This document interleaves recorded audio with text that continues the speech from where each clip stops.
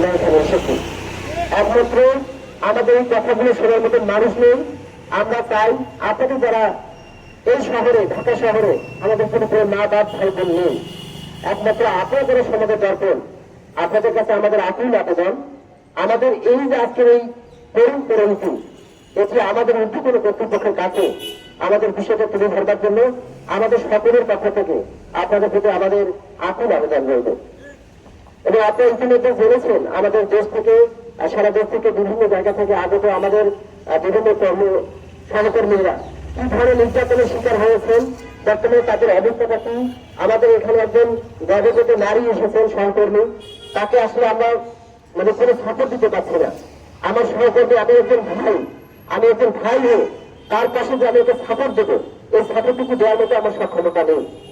সুতরাং আমরা আমাদের ডক্টরকে বোঝানোর চেষ্টা করেছি, বারবার বোঝানোর চেষ্টা করেছি যে আমাদের আকুতিতে শুধু অল্পটুকু, বেশি চাওয়া নেই।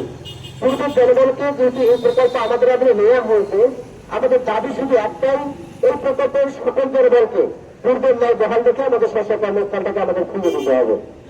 আর সর্বোচ্চ একটা দাবি সেটি হচ্ছে যে এই প্রকল্পের কার্যকারিতা যেহেতু ইতিমধ্যে মাননীয় প্রধান উপদেষ্টার পক্ষ থেকে প্রকল্পের অনুমোদন দেওয়া হচ্ছে বেশ কয়েক মাস আগে, প্রকল্পটি কার্যক্রম থেকে শুরু করে এখন পর্যন্ত সমস্ত প্রকল্পের সকল জনগণকে রাজস্ব খাতে স্থানান্তর করতে হবে।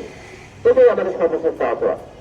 আমাদের অফিসরা যারা রয়েছেন তাদের যে করুণ ইতিহাস, আমরা যদি কোনো পক্ষ থেকে মৃত্যু করতে জানতে চাই, আমরা আরো বিষয়টা ক্লিয়ার হবেন। আমরা প্রশিক্ষক, তারা হচ্ছে অফিসক, তাদের যে মানবতার জীবনযাপন, আমরা চাই তাদের মৃত্যুতে আপনি আরো আর কিছু জানতে পারবেন। আমি অনুরোধ করতে চাই আমাদের অফিসকের পক্ষ থেকে আপনাদের যদি নিজের বাস্তব জিনিসটা তুলে ধরবার জন্য।